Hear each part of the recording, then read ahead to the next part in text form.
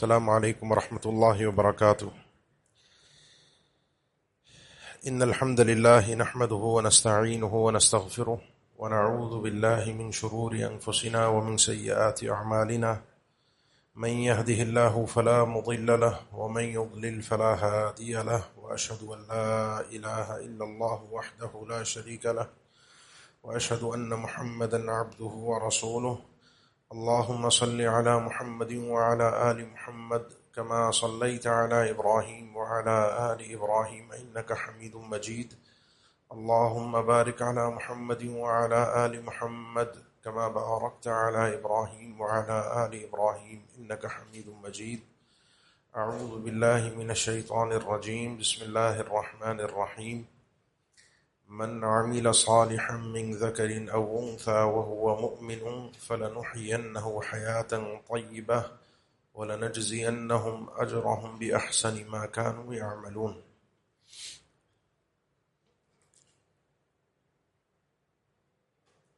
ہماری جو زندگی ہے دنیا کی، اس میں رب العالمین نے ہمیں اختیار بھی دیا ہے اور ساتھ ساتھ ابتلا، تکالیف اور پریشانیاں بھی ہمارے لیے رکھی ہیں. زندگی سکون سے گزر جائے اس دنیا میں، ایسا کوئی قانون اللہ تعالیٰ نے ہمارے لیے نہیں بنایا. اور سکون انسان کے لیے جسمانی اور ذہنی وہ اس وقت ہے کہ جس طرح امام احمد سے جب سوال ہوا کہ انسان کو راحت اور سکون کب نصیب ہوگا، تو انہوں نے فرمایا کہ جب انسان اپنا پہلا قدم جنت میں رکھے گا تو وہ سکون ہے، وہاں اطمینان ہے. اس سے پہلے اطمینان نہیں ہے، سکون نہیں ہے. البتہ ایک مومن جو اللہ تعالیٰ نے اس بندے پر فرض کیا ہے وہ ادائیگی کرتا ہے، اپنی حیثیت کو سمجھتا ہے، تو اسے اللہ تعالیٰ کا وعدہ یہ ہے کہ فَلَنُحْيِيَنَّهُ حَيَاةً طَيِّبَةً. جو بھی ایمان لائے، اعمال صالحہ کرے، مومن مرد ہو یا عورت، ہم اسے حیات طیبہ دیں گے. حیات طیبہ کا مطلب یہ ہے کہ مطمئن زندگی. یہ مطلب نہیں ہے کہ کوئی ٹینشن، کوئی پریشانی، کوئی مصیبت اسے نہیں آئے گی، یہ ممکن نہیں ہے. اب جو گفتگو کرنی ہے، جو بات آپ کو سمجھانی ہے، وہ اصل میں یہ ہے کہ اللہ کے نبی صلی اللہ علیہ وسلم، صحیح بخاری کی حدیث ہے، سیدنا انس فرماتے ہیں رضی اللہ تعالیٰ عنہ، انہوں نے کئی ایک اللہ کے نبی صلی اللہ علیہ وسلم کی دعائیں ہم تک نقل کی ہیں،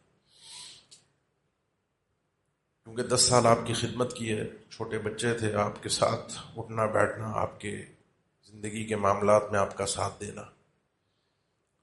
ان دعاؤں میں ایک دعا جو آپ کثرت سے کرتے تھے، زیادہ کرتے تھے، اپنے اللہ سے مانگتے تھے، صحیح بخاری میں ہے. تو فرمایا ان دعاؤں میں ایک دعا یہ تھی کہ جو میں بہت زیادہ سنا کرتا تھا اللہ کے نبی صلی اللہ علیہ وسلم سے، وہ یہ تھی: اللہم انی اعوذ بک من الہم والحزن والعجز والکسل والجبن والبخل ومن غلبۃ الدین وقہر الرجال. 8 چیزیں ہیں جن سے اللہ کے نبی صلی اللہ علیہ وسلم نے اللہ سے دعا کی ہے کہ اللہ مجھے اپنی پناہ میں لے لے اور ان چیزوں سے بچا لے. اور یہ 8 کی 8 آپس میں بہت زیادہ جڑی ہوئی ہیں، الگ الگ نہیں ہیں. یہ میں بہت زیادہ سنا کرتا تھا کہ آپ یہ دعا اپنے اللہ سے کرتے ہیں. عموماً اہل علم نے جمع کیا ہے آپ کی دعاؤں میں، صحیح مسلم میں اور صحیح سنن نسائی میں، وہ دعائیں جو اللہ کے نبی صلی اللہ علیہ وسلم اللہ سے جن چیزوں سے آپ نے پناہ مانگی ہے کہ اللہ مجھے بچا لے، اپنی پناہ میں لے لے، وہ تقریباً 28 کے قریب ہیں. 28 کے قریب چیزیں، معاملات ایسے ہیں جس میں آپ نے اللہ تعالیٰ سے دعا کی ہے کہ اللہ مجھے بچا لے، محفوظ کر لے. تو آپ کا یہ دعا کرنا ہمیں یہ سکھاتا ہے کہ مانگنا اللہ سے ہے. کوئی ظاہری تکلیف ہو، وہ کوئی مانوی، جذباتی، کوئی دماغی، کوئی مرض ہو، کوئی دنیاوی کوئی پریشانی ہو، کوئی آخرت کا غم ہو، مانگنا اللہ سے ہے، اللہ کے علاوہ کوئی عطا نہیں کر سکتا، دینے والی ذات وہ ہے، بچانے والی ذات وہ ہے، تو مانگنا اللہ سے ہے۔ مانگنا کیا ہے؟ یہ 8 چیزیں بڑی آپس میں جڑی ہوئی ہیں، اور یہ اس لیے میں نے یہ دعا آپ کے سامنے رکھی ہے کہ ہم بھی یاد کریں، پڑھیں، کیونکہ اس دور میں، جس دور میں ہم جی رہے ہیں، خاص طور پہ جس شہر میں ہم رہ رہے ہیں، یہاں ہمارے لیے ان چیزوں کا اللہ سے مطالبہ رکھنا بہت ضروری ہے۔ ادھر ادھر کی باتیں، تبصرے، اعتراضات، فضول کی معاملات میں ہم جب پڑ جاتے ہیں تو ان چیزوں کا نقصان ہی ہوتا ہے، اپنے اللہ سے دور ہو جاتے ہیں، اللہ سے مانگنے کی توفیق نہیں ملتی۔ تو پہلی 2 چیزیں آپس میں بڑی جڑی ہوئی ہیں۔ اچھا، یہ دعا اللہ کے نبی نے سنن نسائی میں ہے،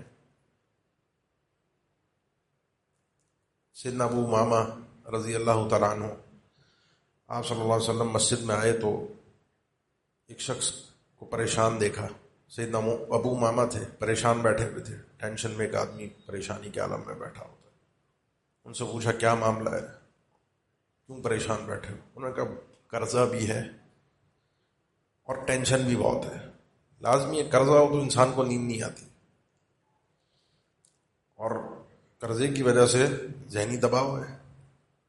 آپ نے فرمایا تمہیں ایک دعا سکھاتا ہوں، اللہ سے دعا مانگو، انشاءاللہ تمہارا مسئلہ حل ہو جائے گا۔ اور وہ دعا یہی تھی، 8 چیزیں، لیکن اس میں مختلف الفاظ یوں ہیں کہ اللہم انی اعوذ بک من الہم والحزن واعوذ بک من العجز والکسل واعوذ بک من الجبن والبخل واعوذ بک من قہر الرجال وغلبۃ الدین۔ فرماتے ہیں سیدنا ابو ماما، میں دعا کرتا رہا یہاں تک کہ اللہ تعالیٰ نے میرا قرضہ بھی اتروا دیا اور دماغی ٹینشن بھی ساری ختم کر دی۔ وہ جو تکلیف تھی میرے جسم کو، میرے روح کو، میرے اندر سے چین نہیں تھا، وہ اللہ تعالیٰ نے ختم کر دیا۔ اللہ سے انسان مانگے۔ پہلی 2 چیزیں، اللہم انی اعوذ بک من الہم والحزن، اللہ میں تجھ سے پناہ چاہتا ہوں، تیری پناہ میں آنا چاہتا ہوں۔ کس بات سے؟ ہم اور حزن۔ ہم بھی پریشانی کو بولتے ہیں، غم بھی، حزن بھی، یہ ایک ہی معنی میں استعمال ہوتا ہے، لیکن قرآن مجید میں ان الفاظ کا استعمال ہے جس سے ہمیں تھوڑا سا فرق پتہ چلتا ہے۔ اللہ تعالیٰ نے فرمایا وَلَا تَهِنُوا وَلَا تَحْزَنُوا، وہن اور حزن کا شکار مت ہو، اور وَلَا خَوْفٌ عَلَيْهِمْ وَلَا هُمْ يَحْزَنُونَ، مومن وہ ہیں جن کے اوپر قیامت کے دن کوئی خوف نہیں ہوگا اور حزن نہیں ہوگا۔ اور مومن جب جنت میں جائے گا تو 22ویں پارے میں سورہ فاطر میں اللہ تعالیٰ نے ذکر فرمایا وَقَالُوا الْحَمْدُ لِلَّهِ الَّذِي أَذْهَبَ عَنَّا الْحَزَنَ، یہ جنت میں جا کر کہیں گے تمام تعریفیں اس اللہ کے لیے جس نے ہم سے حزن کو دور کر دیا، غم کو، پریشانی کو۔ ہم اور حزن یہ ایسی 2 پریشانیاں ہیں کہ جو انسان کو اس پر طاری ہوتی ہیں۔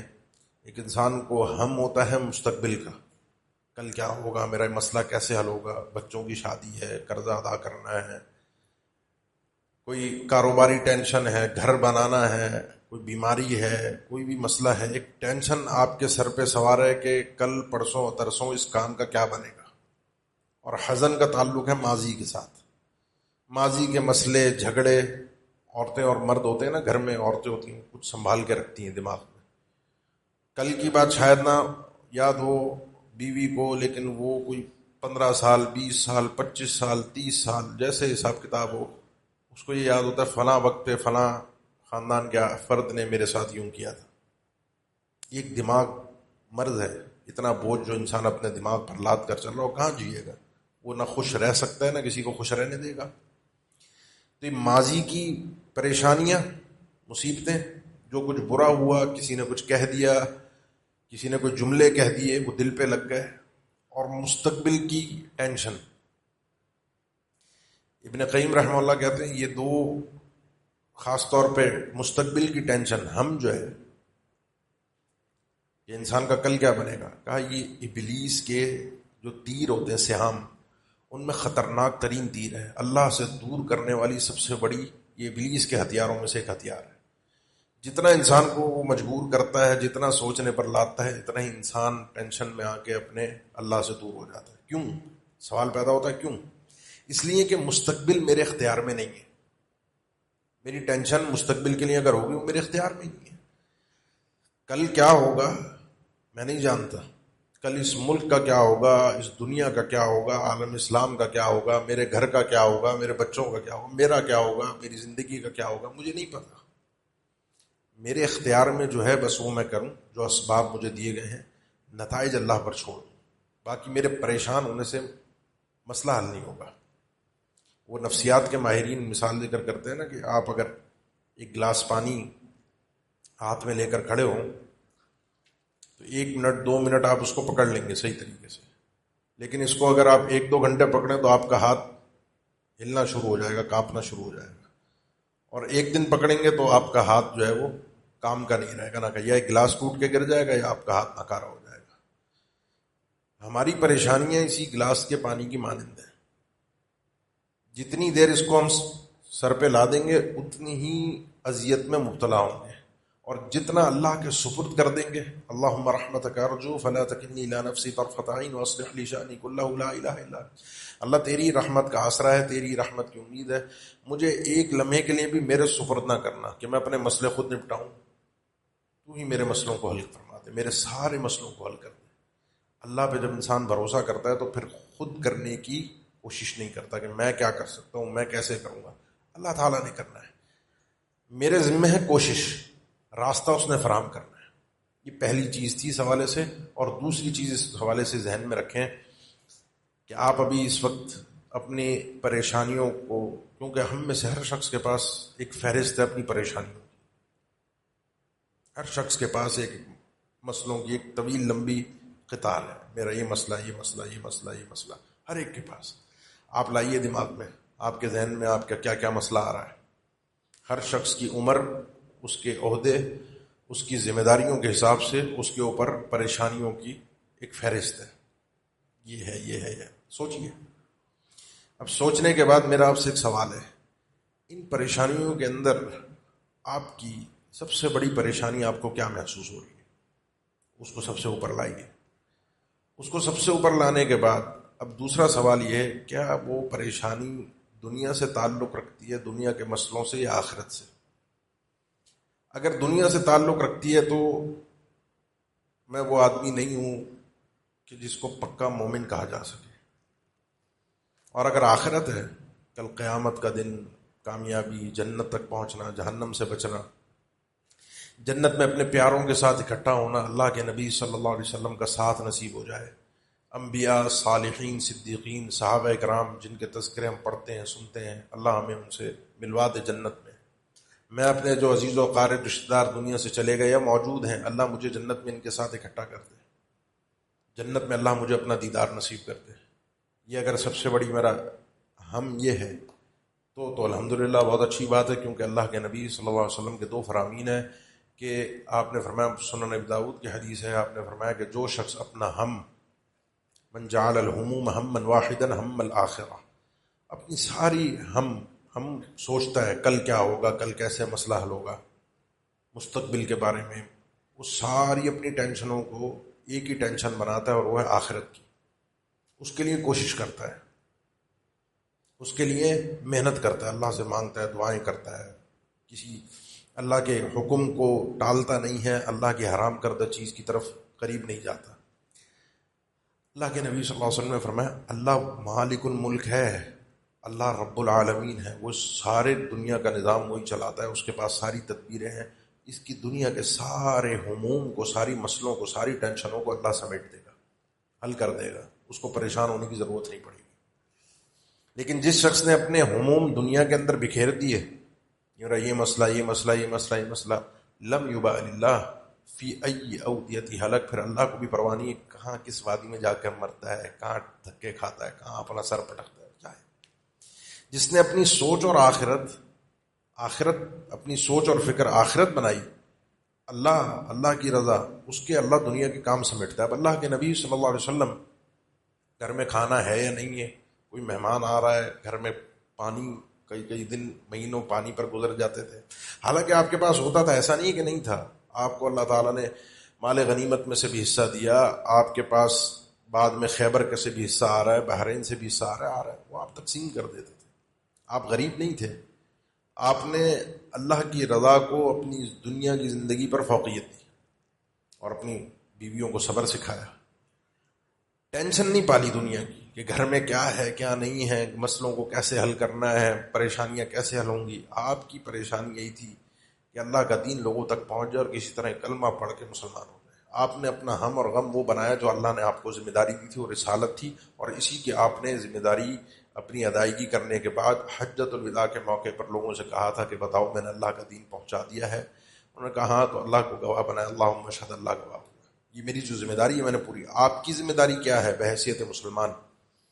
کلمہ پڑھنے کے بعد یہ آپ نے طے کرنا ہے میرا ہم اور حزن کیا ہے.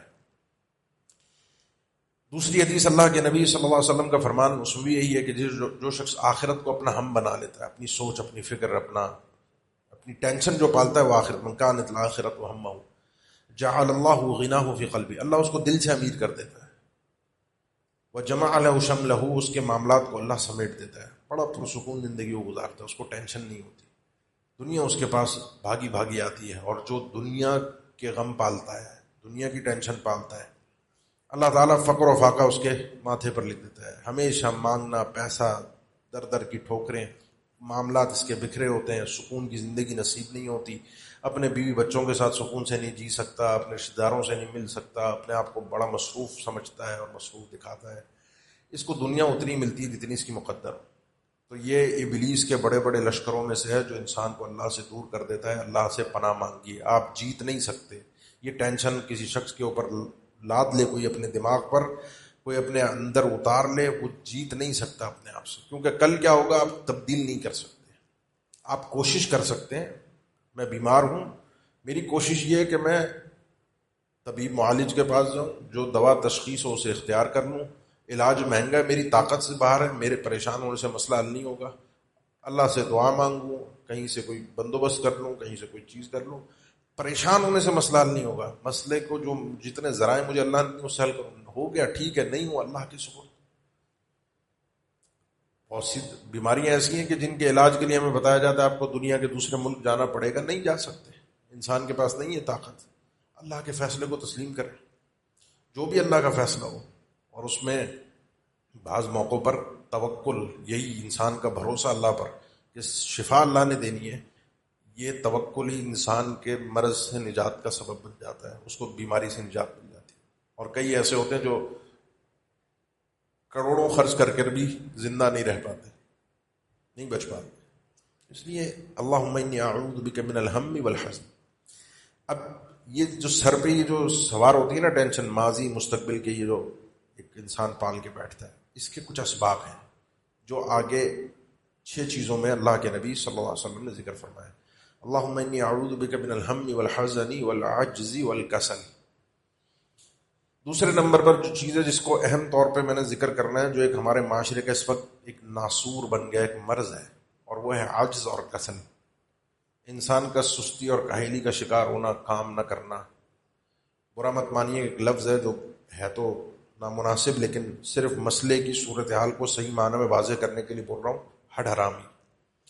ہمارے نوجوانوں میں، ہماری نئی نسل میں، چاہے وہ لڑکے ہوں یا لڑکیاں ہوں، یہ مرض اندر گھٹیوں میں بیٹھ گیا، اور اس کی بنیادی وجہ یہ چھوٹا سا ایک آلہ ہے جو سب کے ہاتھ میں، اس نے ہماری نسل کو ناکارہ بنا دیا.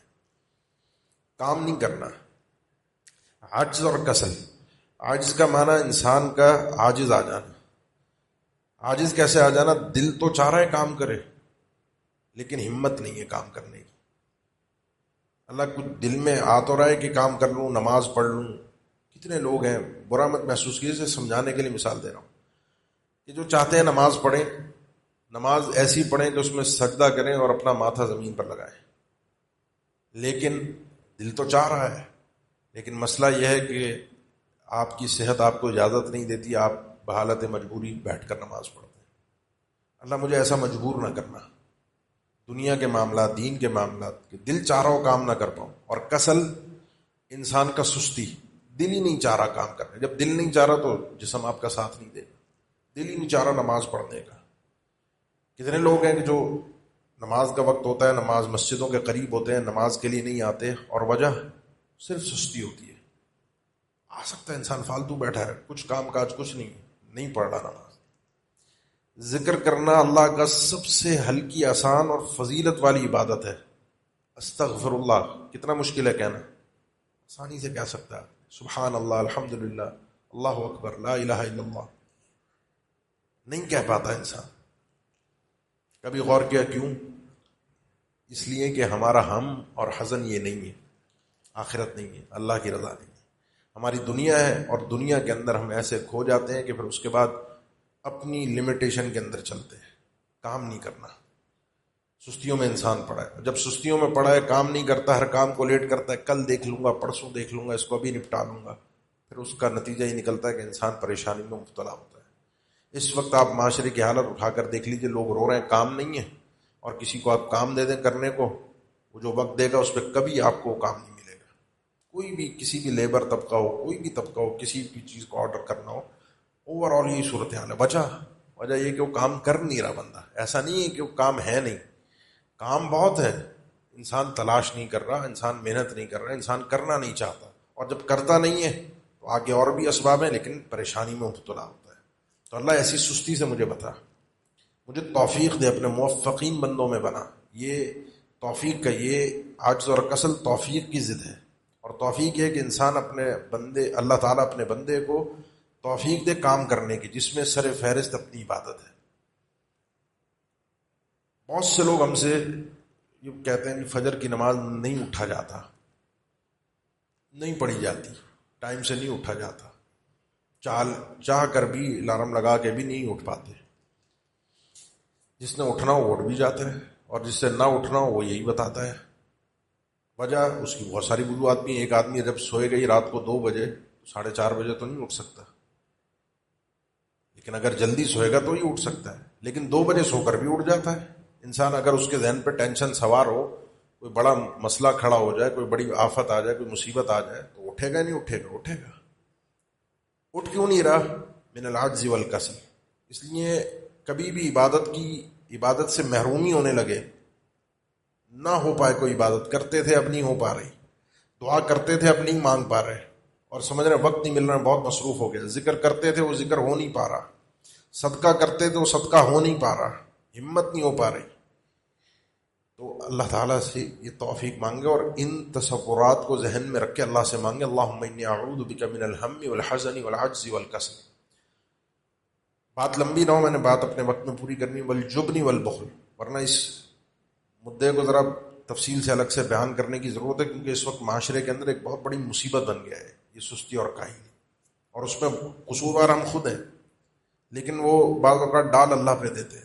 تو اللہ تعالیٰ ہم سب کو ان سستی اور کاہلی سے بچائے، اللہ اپنے موفقین بندوں میں بنائے، اللہ ہمیں دین کی بھی توفیق دے، عبادت کی بھی توفیق دے، اور جو دنیا کی ہماری ذمہ داریاں ہیں وہ بھی ادا کرنے کی توفیق دے۔ جو نوجوان طبقہ ہے جو اپنی ذمہ داریوں سے جان چھوڑا رہا ہے، جو نوجوان بچیاں شادی ہوتی ہے اپنے گھروں میں کام نہیں کرتی، طلاق کی ایک بہت بڑی وجہ یہی ہے، لڑکا کما نہیں رہا یا لڑکی گھر کے کام نہیں کرتی، اور وجہ سستی، وجہ موبائل، وجہ اپنے وقت کو برباد کرنا، اور پھر الزام دوسروں پہ ڈال دیتے ہیں۔ اللہ ہمیں ہمارے معاشرے کو اس تباہی سے محفوظ رکھے۔ اللہم انی اعوذ بک من الہم والحزن والعجز والکسل والجبن والبخل، اللہ بزدلی سے اور بخیلی سے بچا۔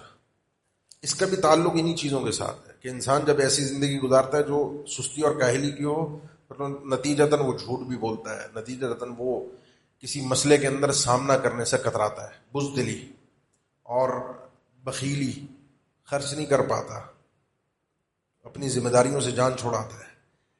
یہ دو جو چیزیں ہیں، جبن اور بخل، کہ انسان کا بزدل ہونا اور انسان کا بخیل ہونا۔ بخیل مانے جو چیز خرچ کرنے کی ہے، خرچ کرنی چاہیے، اللہ نے مال دیا، اللہ کی راہ میں جو ذمہ داریاں ہیں اپنے بیوی بچوں پر خرچ کرنا، ان کی ذمہ داریوں کو پورا کرنا اپنی حیثیت کے مطابق۔ اب یہ جو 2 چیزیں ہیں، ابن قیم نے ذکر کیا رحمہ اللہ اس چیز پر کہ انسان، ہر بندہ، اس سے جو احسان متوقع ہوتا ہے وہ یہ جسم وجود سے ہوتا ہے یا اس کے مال سے ہوتا ہے۔ میں آپ کے کسی کام آ سکوں یا آپ میرے کسی کام آ سکیں، ساتھ دے سکیں، وہ یہی ہے کہ آپ میرے ساتھ کسی معاملے میں ساتھ چلے جائیں، میرے معاملے میں مجھے کسی چیز میں ضرورت ہے، کہیں سفارش کروانی ہے، کوئی اور مسئلہ حل کروانا ہے، کسی چیز میں آپ کو تجربہ ہے، آپ کا مشورہ، آپ کا ساتھ، آپ کا چل کے وہ چیز مجھے دلوا دینا۔ اور دوسرا ہے مال کے ذریعے سے، غیر موفق بندہ وہ ہے جو کسی کے کام ہی نہیں آتا. جب یہ کسی کے کام نہیں آتا تو غمزدہ رہتا ہے. جب یہ کسی کے کام نہیں آتا تو سست اور کاہلی میں رہتا ہے. جب یہ کسی کے کام ہی نہیں آتا، نہ اپنے وجود سے اور نہ اپنے مال سے، جب یہ کسی کے کام ہی نہیں آتا تو فائدہ کیسی زندگی کا انسان کے. ایک انسان اپنی، اور یہ بھی مسئلہ ہے نفسا نفسی کا ہمارے شہر کے اندر خاص طور پہ. ایسی زندگی ہے کہ جس میں ہر انسان اپنے آپ میں جینا چاہتا ہے، اپنی مرضی سے اپنے معاملات کو اپنے حساب سے چلانا چاہتا ہے. میری زندگی ہے، میرا گھر ہے، میری چار دیواری ہے، میں ہوں اور بس میں نے اپنے متعلق سوچنا ہے. باقی کیا چل رہا ہے، کیا ہو رہا ہے، مجھے کسی چیز کی پرواہ نہیں ہے. انسان کو چاہیے اپنے اندر سے حق بولنے کی، اپنے اندر جرت اللہ سے مانگے حق کہنے کی. بدتمیزی الگ چیز ہے، بے ادبی الگ چیز ہے، بدماشی الگ چیز ہے، اور جو جبن ہے، جو انسان کی بزدلی ہے، وہ ایک الگ چیز ہے. ان دونوں چیزوں میں میرا خیال ہے عام آدمی آرام سے فرق کر سکتا ہے. ایک انسان صحیح بات کہہ سکے، ایک انسان صحیح کام کر سکے، ایک انسان اپنے وجود کے ذریعے سے کسی کے کام آ سکے، اللہ کی راہ میں اپنے اس وجود کو قربان کرنے کے لیے تیار ہو سکے. یہی مشرکین، یہی منافقین کا مرض تھا. یا ایھا الذین آمنوا اذا قیل لکم ما لکم اذا قیل لکم فی سبیل اللہ اثاقلتم الی الارض. ایمان والو، تمہارے ساتھ کیا مسئلہ ہے کہ جب تمہیں کہا جاتا ہے اللہ کی راہ میں نکلو جہاد کے لیے تو تم ایک دم زمین پہ بوجھل ہو جاتے ہو، ہمت ہی نہیں ہو پاتی تمہارے لیے. یہ فَإِنْ أَصَابَتْكُمْ مُصِیبَةٌ، ان کا ذکر اللہ تعالیٰ نے 5ویں پارے میں بھی کیا منافقین کا، کہ یہ وہ لوگ ہیں کہ جب تمہیں کوئی جہاد میں مصیبت، کوئی پریشانی آ جائے تو قال قد انعم اللہ علی اذ لم اکن معهم شہیدا، اللہ کا بڑا فضل رہا میں ان کے ساتھ گیا ہی نہیں، اگر ان کے ساتھ جاتا تو مارا جاتا، اللہ نے مجھے پہلے ہی بچا لیا. یہ بزدلی ہے. جہاں انسان کو اللہ کی راہ میں اپنا نفس پیش کرنا ہو، جہاں انسان کو اپنی اللہ کی راہ میں نکلنا ہو، بدماشی میں، بزدلی میں، اور انسان کے بدتمیز ہونے میں، بے ادب ہونے میں، اور تمیز کے ساتھ حق بیان کرنے میں فرق ہے. اللہ کو مجھے توفیق عطا فرما اور اپنی راہ میں مال خرچ کرنے کی توفیق دے. یا جہاں جہاں فرض ہے انسان کا، یہ پورا ایک الگ موضوع ہے، کئی دفعہ ہم نے پہلے بھی بیان کیا ہے کہ انسان پر جو مال خرچ کرنا فرض ہے، جس سے اس کا کل قیامت کے دن سوال ہوگا، جس کا جواب وہ دے کر اپنے آپ کو بچوا سکتا ہے کہ جہاں جہاں مال خرچ کیا، کہاں خرچ کیا، مجھ سے آپ سے سب سے سوال ہوگا. وہ کیا ترتیب ہے، وہ کیا اس کے مراتب ہیں، کہاں کہاں مجھ پر خرچ کرنا فرض ہے، وہ سب جگہوں پر اپنی حیثیت کے مطابق خرچ کرنا مجھ پر فرض ہے. لینفق ذو سعۃ من سعتہ ومن قدر علیہ رزقہ فلینفق مما آتاہ اللہ. جس کو اللہ نے کشادگی دی ہے، مال زیادہ دیا ہے، وہ اپنی کشادگی کے مطابق خرچ کرے. جس کے اوپر تنگی ہے، اس کو جتنا اللہ نے دیا اس کے حساب سے خرچ کرے اپنے بیوی بچوں پر اللہ کی راہ میں. انسان جب صدقہ کرنے کا ارادہ کرتا ہے، بخاری مسلم کی حدیث ہے، تو اس کی مثال اللہ کے نبی صلی اللہ علیہ وسلم نے دی کہ جیسے کسی انسان کے ہاتھ ایسے سینے کے اوپر آ کے گردن کے اوپر توق کے ساتھ، پٹے کے ساتھ بندھے ہوئے. کلما ہم بصدقۃ، جب کبھی انسان صدقے کا ارادہ کرتا ہے تو یہ پٹا کس کے اس کے ہاتھوں کو مزید تنگ کر دیتا ہے کہ کر نہیں پاتا. مثال تھی. فرمایا جب بھی بخیل انسان ہوتا ہے اس کے ہاتھ ایسے ہی بندھے ہوئے ہوتے ہیں. جب کبھی سوچ بھی آتی ہے نا کہیں خرچ کر دے، ایک دم اندر کا یہ احساس آتا ہے کہ نہیں، وہ اس کو اندر سے جکڑتا ہے، اس کے ہاتھ بن جاتے ہیں، خرچ نہیں کر پاتا. اپنے ان ہاتھوں کو کھلوائیے، اللہ سے توفیق مانگیے، اللہ سے مدد مانگیے. یہ 6 چیزیں ہو گئی. آخری 2 چیزیں اللہ کے نبی صلی اللہ علیہ وسلم نے فرمایا وَمِنْ غَلَبَةِ الدَّيْنِ وَقَهْرِ الرِّجَالِ، لوگ مجھ پر غالب آ جائیں، لوگ مجھ پر حاوی ہو جائیں، لوگ مجھ پر مسلط ہو جائیں، اور قرضے کے بوجھ سے، قرضے کا بوجھ اور لوگوں کا مجھ پر مسلط ہونا، اللہ مجھے اس سے بچا لے. منطقی اعتبار سے دیکھیں تو یہ 8 چیزیں ایک ساتھ مرتبط ہیں. عجز اور کسل کے ذریعے سے جبن اور بخل بھی پیدا ہوتا ہے. انسان سستی اور کاہلی کا شکار ہو تو انسان کے اندر بزدلی بھی آتی ہے. انسان رائے لائی میں خرچ بھی نہیں کرتا، قرضے بھی لیتا ہے، لوگ مسلط ہوتے ہیں، اور پھر اس کے بعد ٹینشن اس کے سر پہ، دماغ پہ، اس کو پریشانیاں، لوگوں کے تانے باتیں، یہ ساری چیزیں ایک ساتھ جڑی ہوئی ہیں. لوگ مسلط کیسے ہوتے ہیں؟ اس کی بھی 2 شکلیں. ایک تو یہی قرضے کے ساتھ ہے، جس کو اللہ کے نبی صلی اللہ علیہ وسلم نے الگ سے ذکر کیا. قرضہ جو ہے میرے بھائی، یہ ایک ایسی مصیبت ہے، یہ پورا ایک الگ موضوع ہے، لیکن یہ ایک ایسا مسئلہ ہے کہ قرضہ ہمارے معاشرے میں ایک عام چیز ہے. کاروباری قرضہ چل رہا ہے، لوگ لے کے کھا جاتے ہیں، پیمنٹیں نہیں کرتے، کوئی مسئلہ نہیں ہے، حج پہ بھی جا رہے ہیں، عمرے پہ بھی جا رہے ہیں، بچوں کی شادی بھی کر رہے ہیں، عقیقے بھی ہو رہے ہیں، صدقے خیرات بھی ہو رہے ہیں. جو پیمنٹ دینی ہے وہ نہیں دینی، اس کو کیونکہ وہ مارکیٹ کا اصول ہے کہ پیمنٹ دی تو پھنس جاؤ گے، پیمنٹ نہ دینا. مارکیٹ کے اصول کے چکر میں انسان نے اپنی آخرت کو داؤں پہ لگا دیا۔ اللہ کے نبی صلی اللہ علیہ وسلم نے فرمایا امن میں آنے کے بعد اپنے آپ کو خوف میں مبتلا نہ کرو۔ امن میں آنے کے بعد مطلب ایمان کے بعد، ایمان کے بعد خوف ہے۔ صحابہ نے پوچھا کیا خوف ہے؟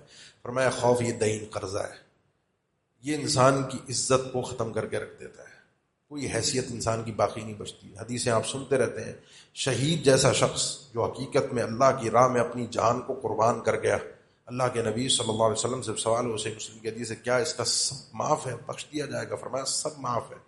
سائل پلٹ کے جب بلایا واپس اس سائل کو، سوال کرنے والے کو، کہا کہ جبرائیل امین نے آ کر ابھی بتایا کہ سوائے قرضے کے، قرضہ کا شہید کبھی معاف نہیں ہوگا، وہ ادا کرنا پڑے گا، ادائیگی ضروری ہے۔ اللہ کے نبی صلی اللہ علیہ وسلم جنازہ نہیں پڑھاتے تھے آغاز میں اس آدمی کا جس کے اوپر قرضہ ہوتا تھا، پوچھتے تھے قرضہ ہے، کوئی ادائیگی کرنے والا ہے، کوئی لینے والا ہے اپنے ذمے، تو ٹھیک ہے پڑھا دیتے تھے۔ اور پھر پوچھتے بھی تھے، کئی ایک مقامات پہ پوچھا کہ اس کا قرضہ ادا کیا، کیونکہ اس کا معاملہ لٹکا ہوا ہے۔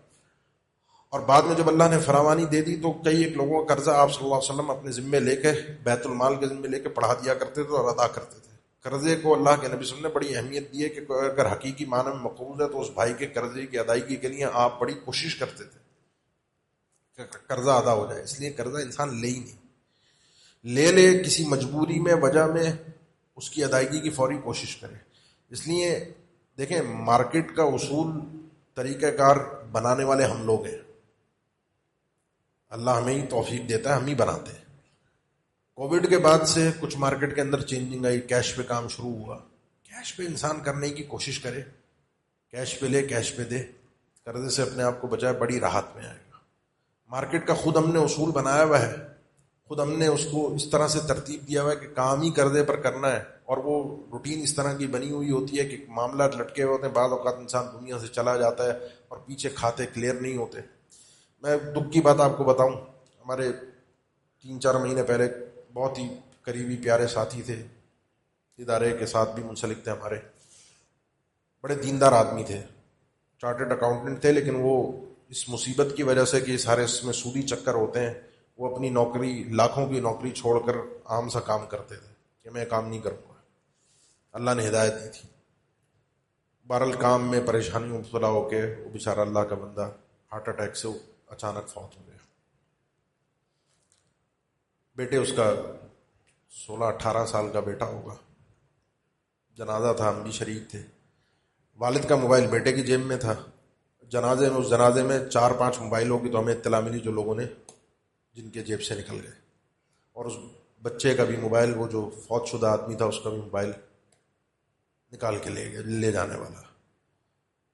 اب ہوا یہ کہ اس بندے کے سارے کھاتے، حساب کتاب، سب کچھ، پڑھا لکھا آدمی تھا، موبائل میں تھے، موبائل چلا گیا، کس سے کیا لینا ہے، کس کو کیا دینا ہے پتہ نہیں ہے۔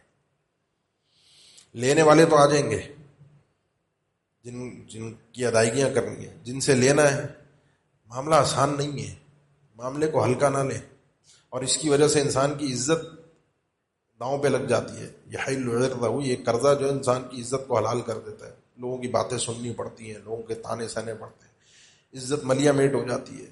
بس انسان صرف کیا ہے، چند پیسوں کا فائدہ اٹھا سکے، اپنی تجوری کے اندر جمع کر سکے، بھر سکے، فائدہ کیا ایسی زندگی کا۔ اس لیے یہ ایک سکون دہ زندگی گزارنا چاہتے ہیں۔ سکون دہ زندگی سے مراد یہ ہے کہ ٹینشن تو آئے گی، مصیبت تو آئے گی جس سے میرے گناہ دھلتے ہیں، ایسا نہیں ہے کہ انسان پریشان نہ ہو۔ میں آپ کو کہوں آپ پریشان نہ ہو، قرآن و حدیث میں ایسا حکم ہمیں دنیا کی زندگی میں نہیں دیا گیا، ایمانی اعتبار سے دیا گیا کہ اسلام کی خاطر تم یوں پریشان نہ ہو کہ اسلام مغلوب ہو جائے گا، اسلام ختم ہو جائے گا، اسلام کا نہیں، وہ ٹینشن تم نہ لو۔ ولا تہنوا ولا تحزنوا وانتم الاعلون ان کنتم مؤمنین، یہ تو حکم ہے کہ اگر تم مومن ہو تو تمہیں ٹینشن لینے کی ضرورت نہیں ہے اسلام کے حوالے سے، اللہ تمہیں غلبہ دے گا، تم مومن بنو، اللہ تمہیں غلبہ دے گا۔ باقی دنیا کے اعتبار سے پریشان نہ ہو انسان، نہیں، اللہ سے پناہ مانگے، اللہ مجھے پریشانی سے بچائے، اور اپنی پریشانی اور اپنی سوچ و فکر اپنی آخرت پر لگا کر رکھے کہ اللہ مجھے آخرت میں کامیابی عطا فرمائے۔ تو انسان جو ہے وہ جو پریشانی کے اسباب ہیں وہ بھی اس حدیث میں، اس دعا میں بیان ہوئے ہیں۔ باقی 6 چیزیں وہ ساری کی ساری پریشانی سے تعلق رکھتی ہیں، انسان کے مستقبل کی ہو یا ماضی کی ہو، اور اپنی زندگی کو پرسکون بنائیں۔ آپ اپنی زندگی کے اوپر خود ترس کھا سکتے ہیں، آپ اپنے آپ کو خود پرسکون کر سکتے ہیں، اور وہ یہ ہے کہ آپ اپنی فکر یہ کر لیں اللہ مجھے کل قیامت کے دن کیسے معاف کرے گا۔ میں کل قیامت کے دن کیسے جنت میں جاؤں گا. اس حساب سے آپ اپنی روٹین بنائیں گے، آپ کو یقین جانیے پریشانیاں دنیا کی ہلکی لگنے لگیں گی.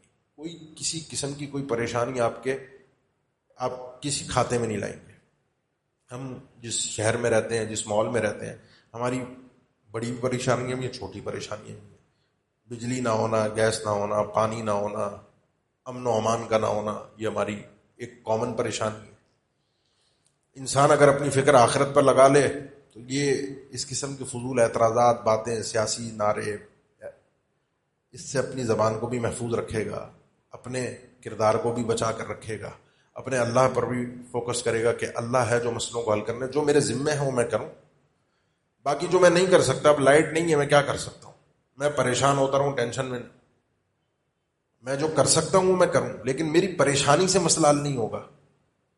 میرے چھوٹے چھوٹے گھر کے مسئلے بھی ہیں، میری معاملات بھی ہیں، گھر کے جھگڑے بھی ہیں، خاندانی جھگڑے بھی ہیں، میری بیماریوں کے مسئلے بھی ہیں، میرے کاروباری مسئلے بھی ہیں. ان ساری چیزوں کے لیے انسان اللہ کے سپرد کر دے. جیسے ایک چھوٹا بچہ ہوتا ہے، وہ اپنے والد کے سپرد کر دیتا ہے معاملہ کہ یہ ابا دیکھ لیں گے. آپ کا اور میرا رب ہے جس نے مجھے اور آپ کو پیدا کیا. اپنے رب کے سپرد کرنا سیکھیں، یقین کریں بڑی راحت میں آ جائیں گے، اور اللہ سے تعلق بھی بڑا مضبوط ہو جائے گا، اللہ سے امیدیں بھی بڑھ جائیں گی، اللہ کامیابیاں بھی عطا فرمائے گا، وہ رب العالمین ہے. تو میں دعا دہرا دیتا ہوں، انشاءاللہ عام میرے خیال علم میں ہوگی سب کے، بہت سے بھائیوں کو یاد بھی ہوگی.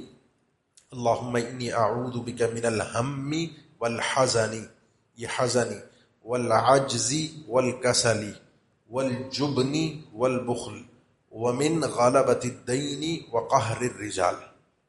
کہیں بھی یہ دعا لکھی ہوئی مل جائے گی، آسانی سے گوگل پر سرچ کر لیں. دعا کو یاد کریں، کثرت کے ساتھ پڑھا کریں. اللہ کے نبی صلی اللہ علیہ وسلم پڑھتے تھے. اپنے مسئلوں کو اپنے ذہن میں رکھیں، پریشانیوں کو اس حساب سے اللہ سے مانگیں. اللہ مجھے اور آپ کو اس دنیا کی بھی زندگی میں راحت عطا فرما دے، اور کل قیامت کی ساعتوں کے اندر بھی اللہ ہمارے لیے تمام مراحل آسان بنا دے. اللہ ہمیں وہ اعمال کرنے کی توفیق دے جس سے ہم بلا حساب ولا عذاب جنت میں داخل ہو سکیں. اللہ تعالیٰ آپ بھائیوں کا یہاں بیٹھنا قبول فرمائے، منتظمین کی کوشش و کاوش کو اللہ قبول فرما لے. اللہ ہماری جو سنا ہے اس پر عمل کی توفیق عطا فرما دے. اقول قولی ھذا واستغفر اللہ لی ولکم وآخر دعوانا الحمد للہ.